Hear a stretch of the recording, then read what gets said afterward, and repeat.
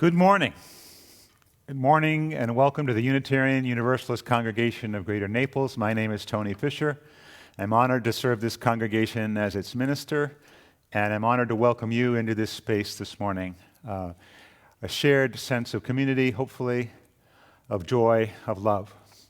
I welcome into the sanctuary this morning. We have 5 other people with us this morning. Daniel in the AV room and John Forsyth in the back, monitoring everything.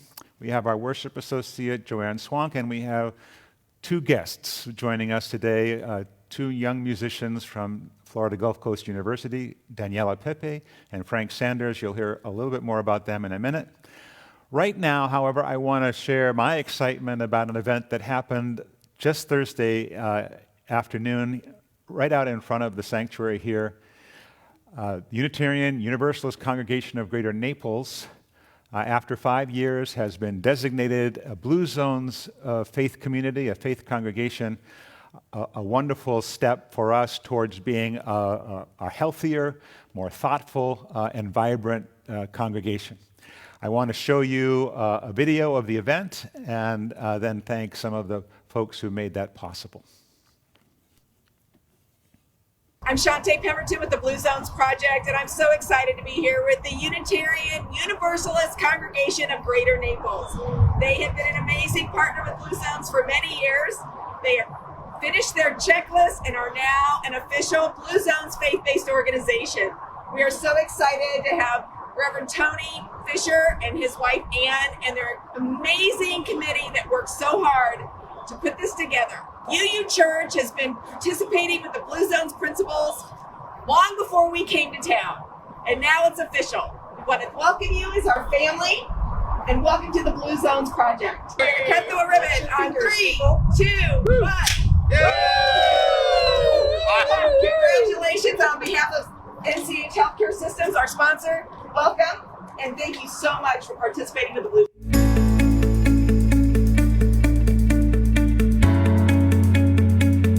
So the Unitarian Universalist Congregation of Greater Naples has been following Blue Zones principles probably way before Blue Zones has come to the Collier County and Lee County community. Things like our campus, in terms of our Serenity Garden, we're a smoke-free campus. We're approved by the UU National Board for being environmentally friendly. Things that our church has supported aligned with the Blue Zones principles. In the past, we've done things like purpose workshops. We also do things to get people moving both mentally and physically through those workshops like meditation and yoga.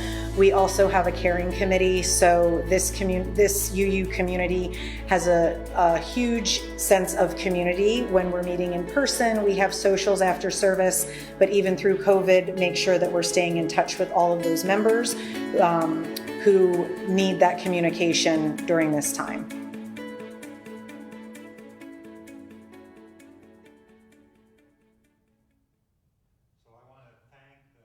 Blue Zones committees, past, present, and future, for making this possible. I think of Joanne Womack and Ann Fisher, Martha Cornell, our current co-chairs, Jody Basogno, who you just heard, Suzanne Abel, and you, the congregation, for signing on, tuning in, and understanding the importance of a healthy lifestyle in our community together, in our personal longevity, all those things. So congratulations to UUCGN, to the committee, and thank you very much. And now I will turn the microphone over to our very able worship associate this morning, Joanne Swank. Good morning. My name is Joanne Swank, and I am your worship associate for today's service. It is good to be with you this morning. I would especially like to welcome anyone who is new to our congregation and invite you to make yourself known in the comments section below. We would love to get to know you better. And even during our forced separation, there are ways for you to get to know us a little better by joining in our weekly online offerings. All you need to do is to contact our administrator by emailing her at office@uunaples.org and she will get you on the list to receive links to all sorts of learning and fellowship activities. And this week is full of events.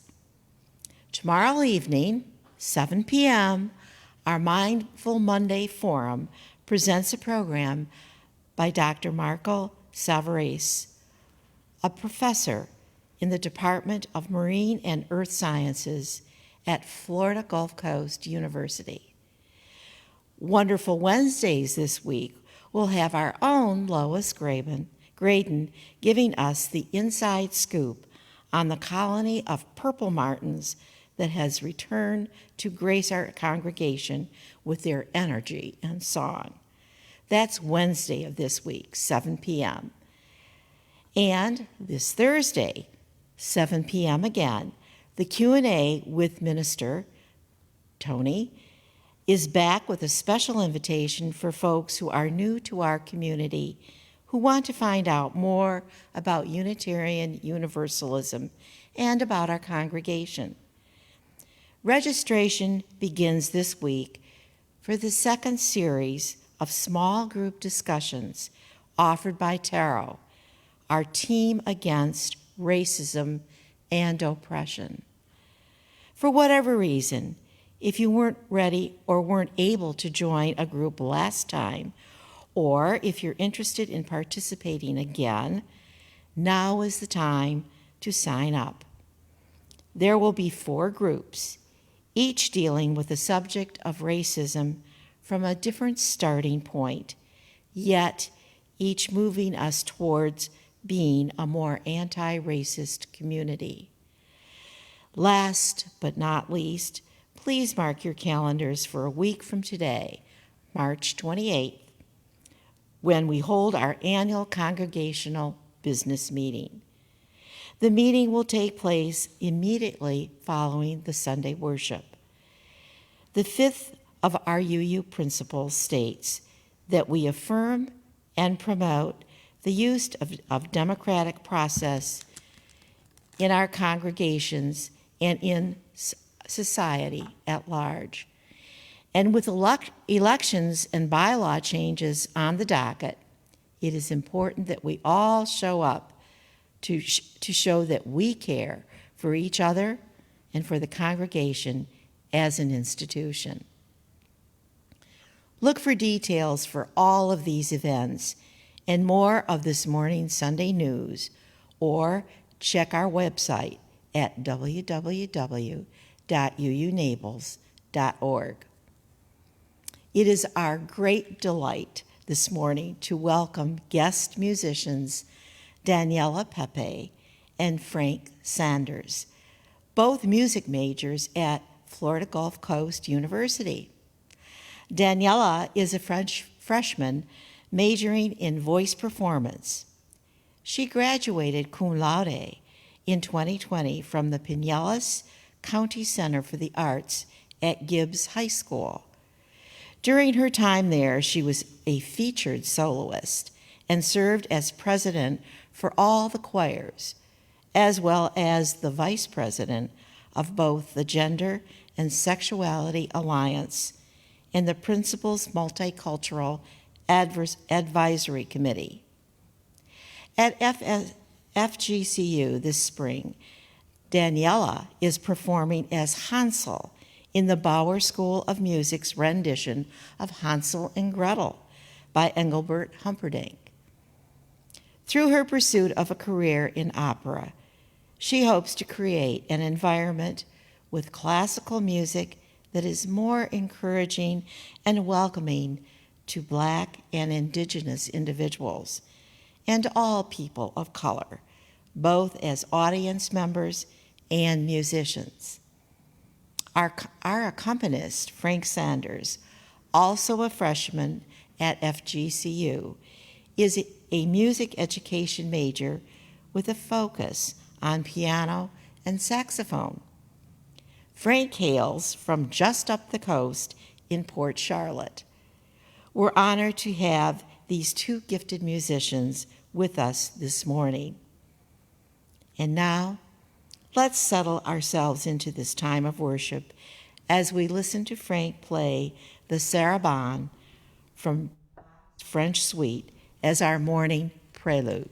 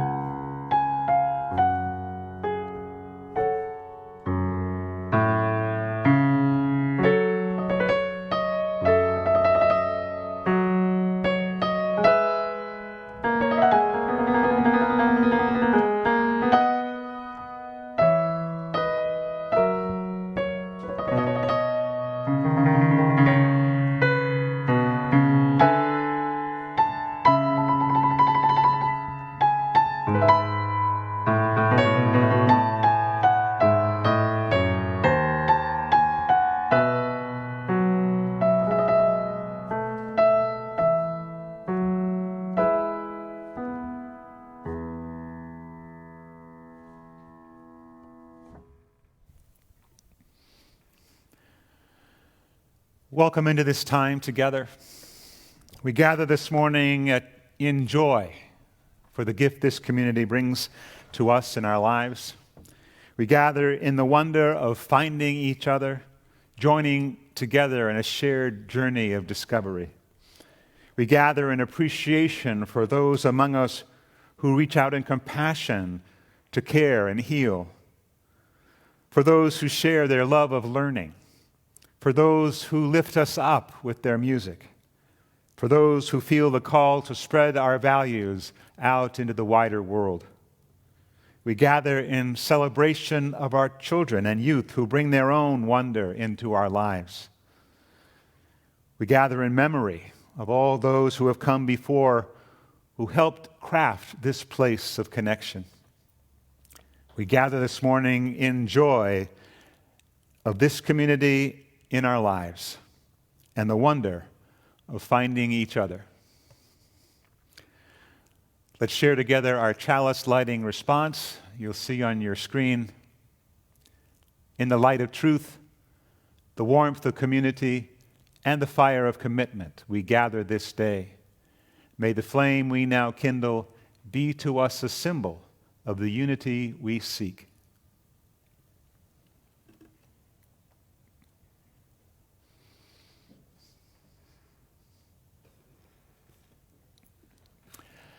And now let's join Daniela Pepe as she leads us in our opening hymn, text by Unitarian Minister Reverend Thomas Mickelson, "Wake Now My Senses."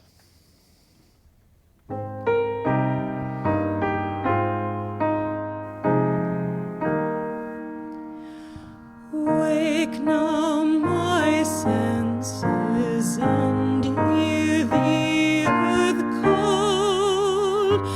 Feel thy deep power of being in all. Keep with the web of creation your vow, giving, receiving, as love shows us how. Wake now, compassion, give aid to the cry. Voices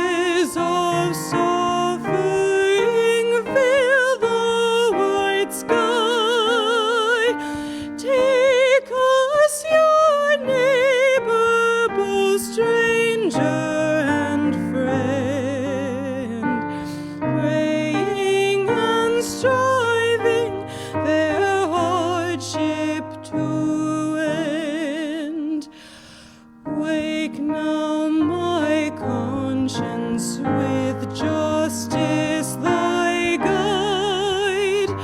Join with all people whose rights are denied. Take not for granted a privileged place.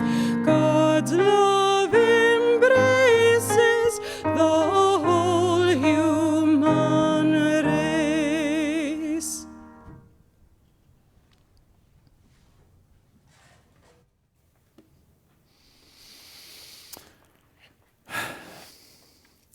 My first lesson in listening came from the very beginning. As the youngest in a family of 8 with 4 adults and 3 older sisters, I found it pretty hard to get a word in edgeways, and so I was left to listen. But to be honest, sometimes I was just out there in space and not really listening. The first overt instruction in listening I had came at summer camp one year when I was about 9 years old. I was in a cabin of 7 sort of very active young people and a counselor who was struggling very hard to herd us around camp. What he would do often to at least get us to sleep at night would be to first take us out onto the ball field with our sleeping bags and unroll them and lie down and look up at the stars and have us gaze at those.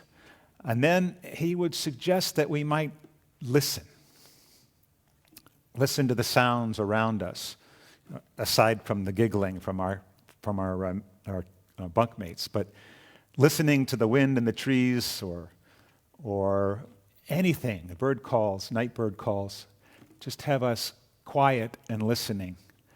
And then it'd troop us back to the cabin and hope that we would fall asleep. I kept that lesson for all my life and appreciated so much the sounds of nature, the feeling that I get in hearing them, the sense of calm that I get when I'm out and able to hear those sounds. It's a wonderful lesson. Fortunately, that camp, which was at that point an overnight camp for kids from mostly the Boston area, way up in Maine, is now a wonderful day camp facility with an endowment that allows children from all over that particular area in Maine to come and participate in that kind of wonderful camp activity during the summer months. It warms my heart to know, first of all, that the camp is still continuing, but also in that manner. So, welcome you to this morning's service. So grateful for our musical guests that you can listen to, hopefully with rapt attention. And I hope that we can center now into our time of sharing and quiet and listening to both silence and meditation with our centering hymn, Voice Still and Small.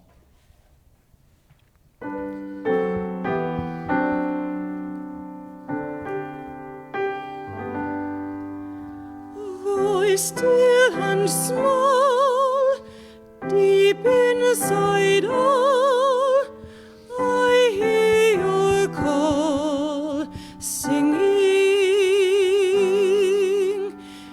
in storm and rain, sorrow and pain, still we remain, singing, calming my fears, quenching my tears, through all the years, singing.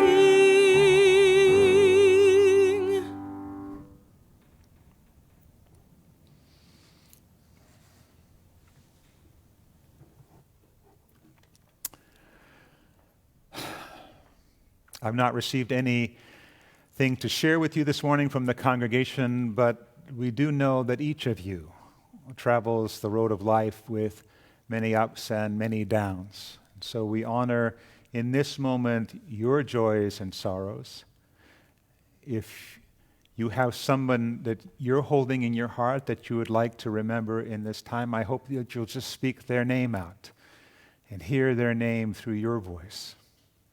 If you have a candle to light, please do that, or a stone to hold, whatever you need to remind yourself of the love you feel and the thoughts you share for those you love.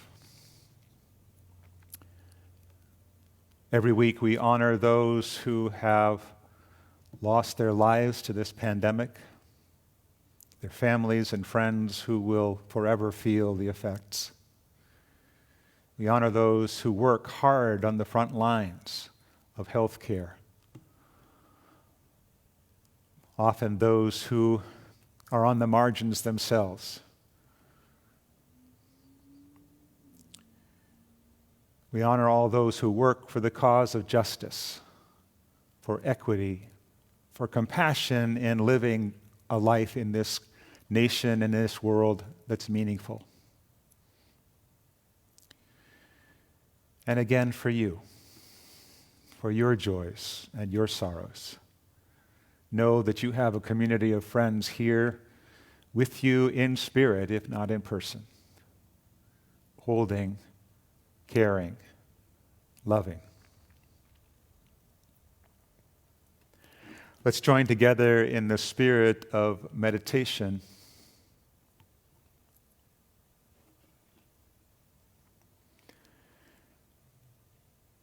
The passing of an hour or day seems like nothing in the continuous stream of our lives. We tend to mark the time more by events and milestones. Yet each interaction, each conversation presents an opportunity to listen closely enough to hear the real emotion behind the words and see the joy or pain, the intensity or frustration, the love or the loneliness in the faces of those around us. Spirit of life, help us recognize the still, small voice within and sense the longing for something more. Spirit of love, help us remember that there is a voice within everyone with whom we come into contact, a voice waiting to be heard. Spirit of truth, help us see that our way is blessed more by others than by ourselves. May we listen with our hearts to all that life is sharing. May we listen with our hearts to all that life is sharing.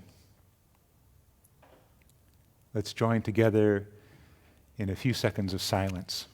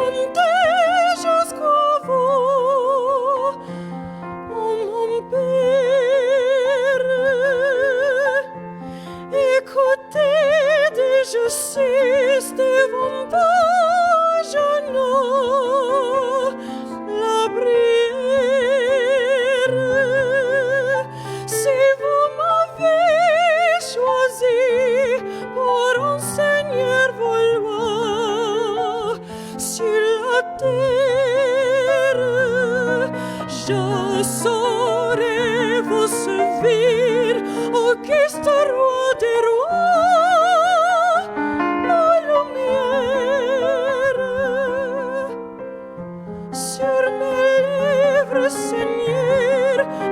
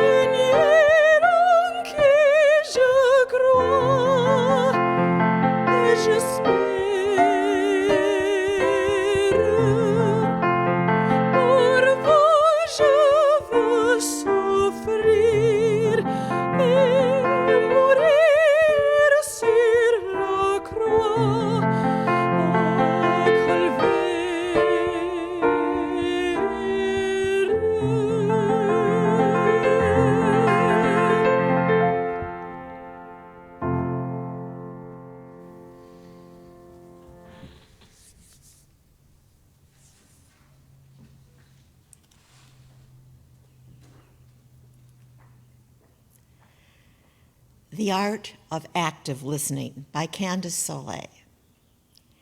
Candace Soleil is Vice President of Profile Evaluations Incorporated.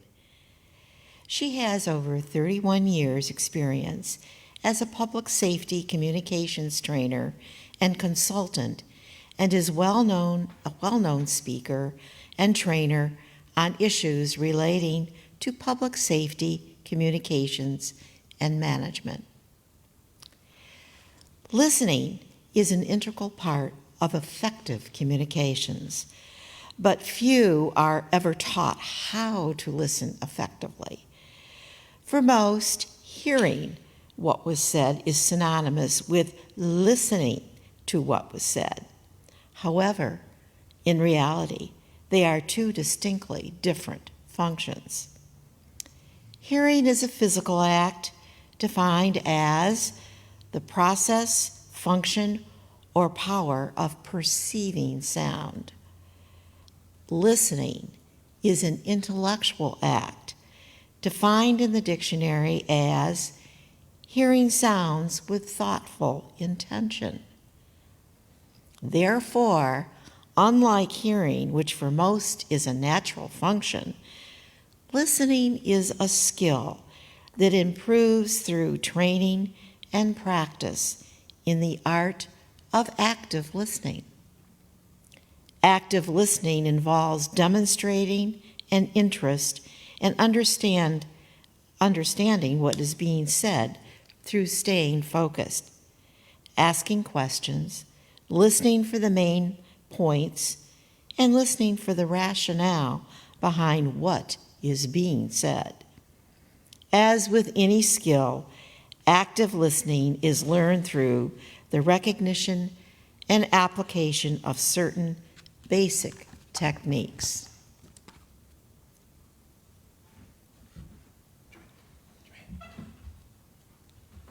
Oh, I'm so sorry.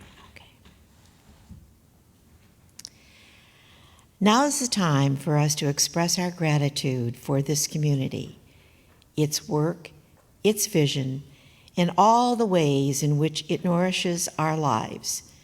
From its welcoming doors and sheltering walls to its good and generous people, from the sanctuary of its memorial garden to its outreach to the wider community. For all of these things, and for the way it works its magic in your life, the morning's offering for the ongoing mission of this congregation will be gratefully received. Please consider mailing a contribution today. The address is here on the screen, or you can go to www.uunaples.org, where you will find a donate button and where you can find out a lot more about this congregation.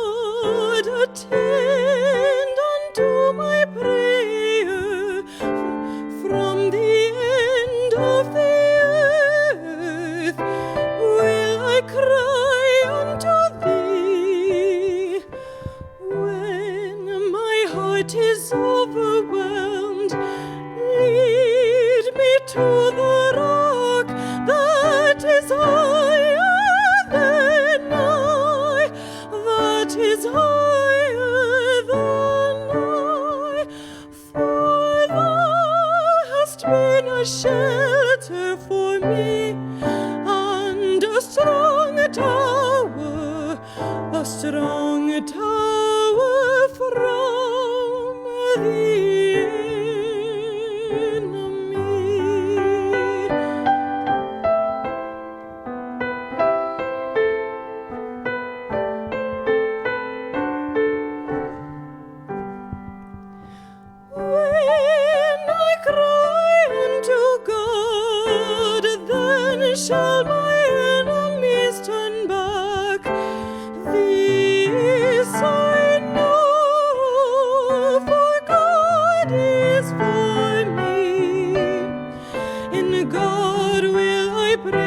word. In God I have put my trust. In God will I praise His word. Let my mouth be filled with praise and with thy honor all the day. Amen. Amen.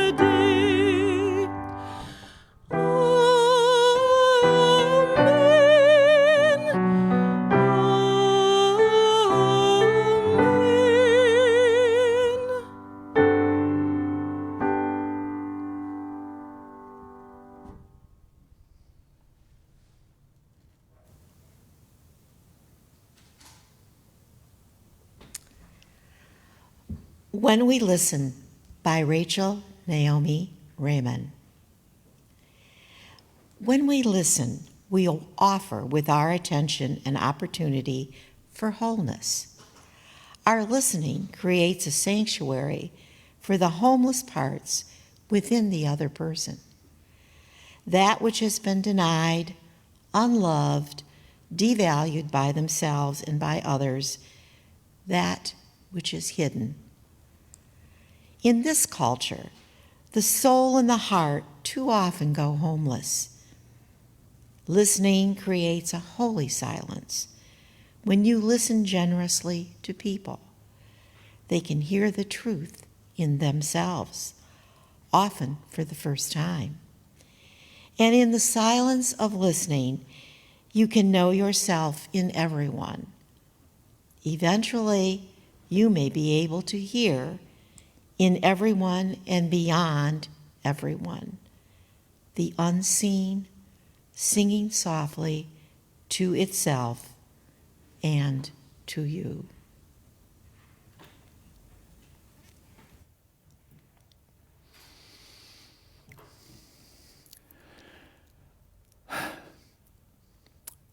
I wonder if you would close your eyes for just a second and listen. Listen to the sounds around you, wherever you are. Listen to the hum of the refrigerator or the air conditioning unit. Listen to sounds coming in to you from outside your walls. The noise of other human activity, or the sound of birds, or the wind. Listen closely, perhaps to your own breathing, or the breath of someone next to you. What's the farthest sound you hear coming to you? What's the closest?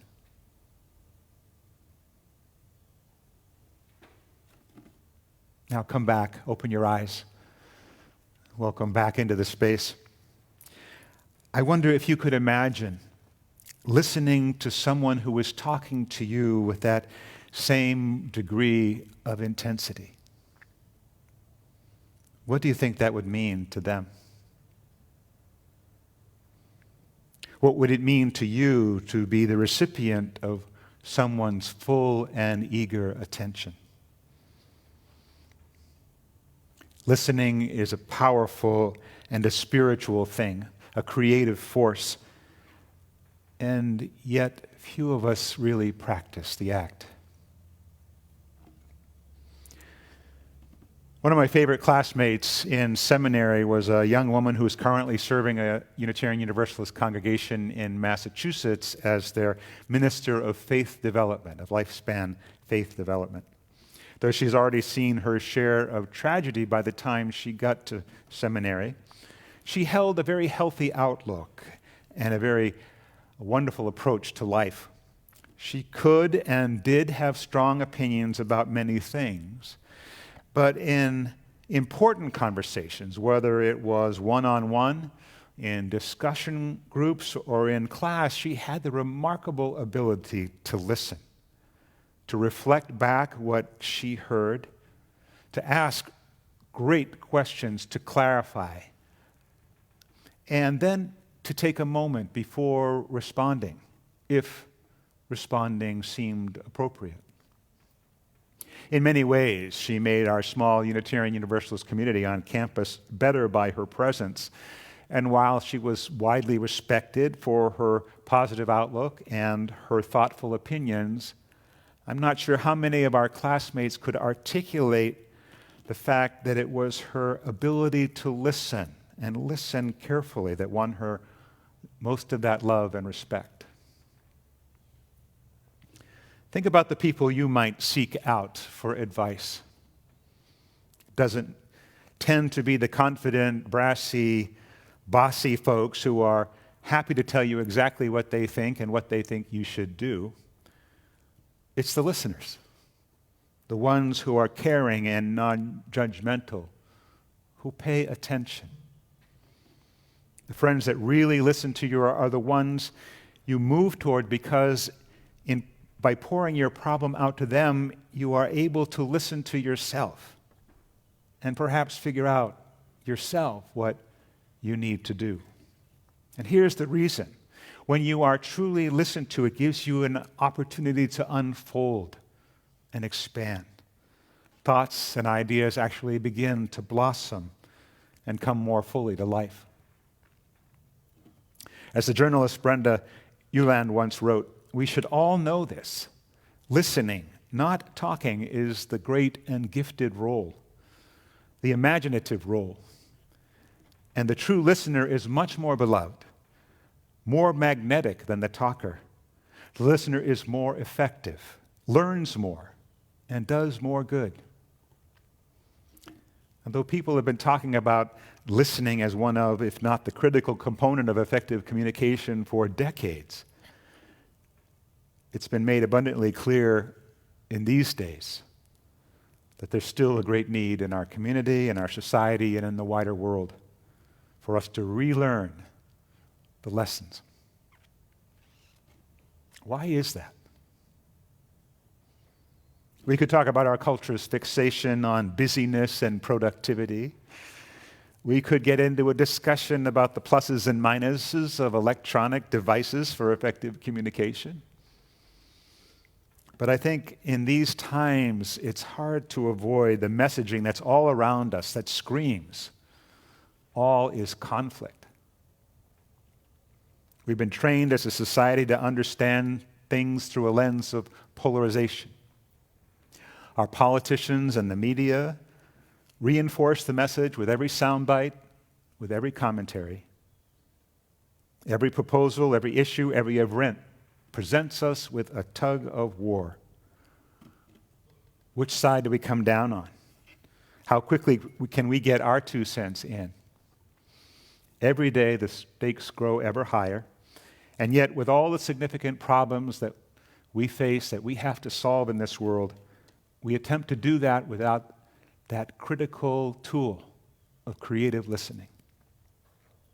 We become wonderfully adept at putting forth our arguments without an ability to truly hear what the other side, the other human being, is saying. We tend to focus on maintaining our position, building our arguments far more than we seek truth through understanding and a possible path towards some sort of cooperation. The wonderfully creative act of listening is not about being on the right side or the wrong side of an argument. It's not about bringing someone around to your side of way of thinking, and it's most definitely not about making points with the other person so that they'll listen to you when it's your turn to talk. It's about creating a caring atmosphere and working with intention and determination to understand another human being as much as you possibly can. It's about trying to discover the deep-seated needs, fears, motivators, and heartfelt goals of the one person to whom you are listening. And in order to create a safe space for someone to share openly, it demands a certain vulnerability on our part as well.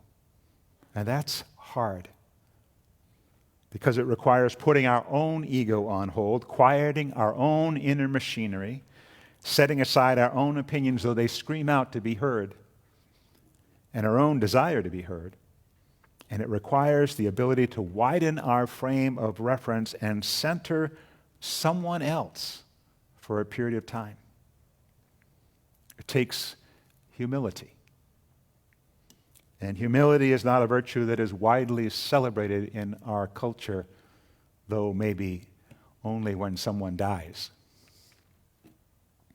It also takes a certain amount of courage, because when we let go of our ego, even for a short time, and listen deeply, it's quite possible that we might hear something that will change us, that will shift our own thinking. And this, in fact, may be one of the great psychological obstacles to good and skillful thinking, our fear that in listening deeply to another, something might change within ourselves. We might have to let go of something we hold. And yet, isn't that what living and growing is all about? Opening ourselves up to new ideas and the possibility of change. I've come to think that perhaps it is fear as much as pride that is the opposite of humility. At one point, I thought about calling this service the humble art of listening, but listening's not an art or a talent that only some have. It's a skill that can be learned and improved with practice. The reading that Joanne shared a little earlier by Candace Soleil talks about basic techniques, and you can look at so many different sources about the practice of listening, but basically it boils down to four things. To be able to attend to somebody with your whole self, non-verbal attending, body language that shows that you're listening, that you care. Being able to ask non-judgmental, open-ended questions that allow the person to think about what they've said and expand on it. Paraphrasing back so that they know, not in the same words, but in your own words, that you understand what they have said. And reflecting back, not just the words, but the emotions that they are sharing. Be able to say, I hear you're anxious about this, or you're fearful, or whatever it might be, that you can share with them that you know. You have heard them deeply. Non-verbal attending, body language that shows you care. Open-ended, clarifying questions. Paraphrasing and reflecting feelings back.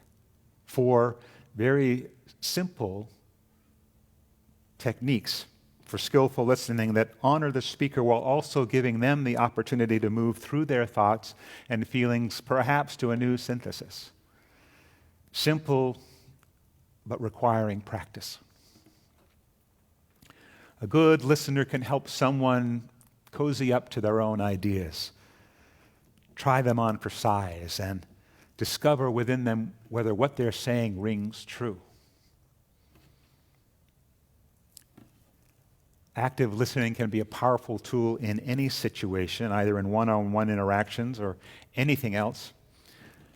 We practice it here in our caring for one another, in our visiting and connecting on the pavilion. That's part and parcel of our shared ministry together.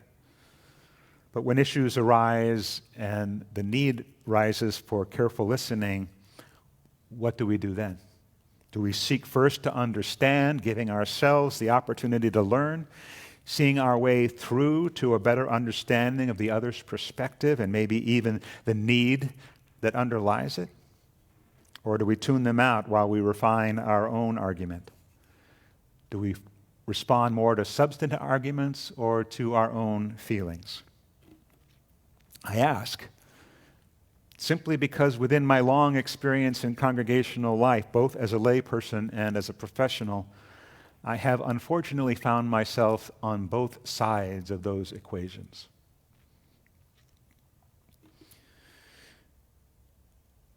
My experience tells me that while I regret the times when I did not listen, when I worked too hard to let my own thoughts be known, the whole conversation suffered. And also that this is a growing edge for each one of us and for many different congregations.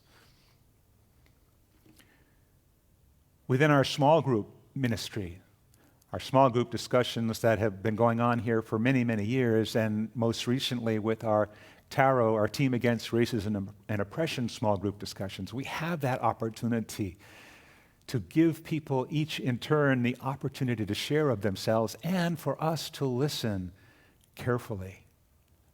Joanne mentioned that the registration for the second round of those TARO discussions is opening up this week, and I hope that as many of you as possible will take advantage of that chance to be able to reflect our own feelings about our white culture, our white privileged culture, and deepen into an understanding of what anti-racist work is all about.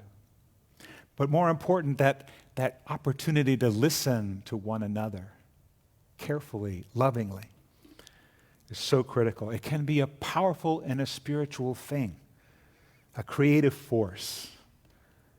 To listen deeply can encourage another person to open up, to expand that creative fountain within themselves. Author Peter Senge wrote, "To listen fully means to pay close attention to what is being said under the words. You listen not only to the words, but to the essence of the person speaking. You listen not only for what someone knows, but for what he or she or they are." A few weeks ago, I spoke of one Unitarian theologian's idea of God.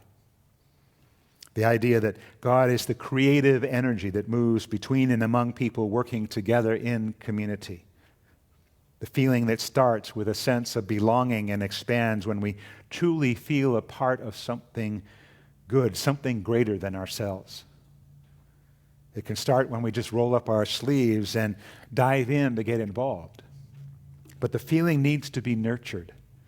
And that can only happen when we feel heard and when we give others the opportunity to feel heard, when we listen with our hearts and to the voices of our fellow travelers.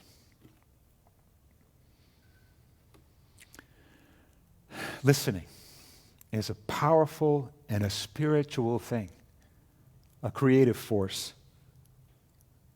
I know I'm always preaching to myself, so I hope that you will join me in recommitting to the practice of this humble and yet powerful act of community, of love, of appreciation, of joy.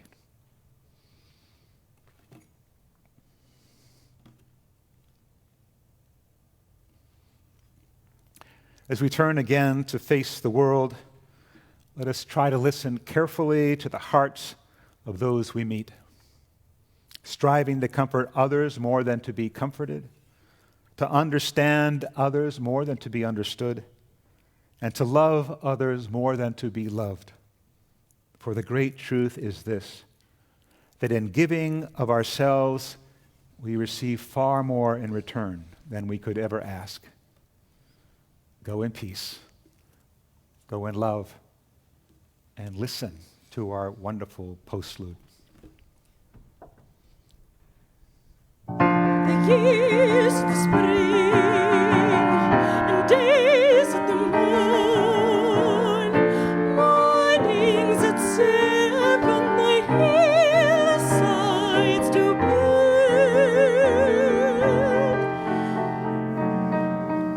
The years of the spring and days of the moon, the lights and the wings, the snares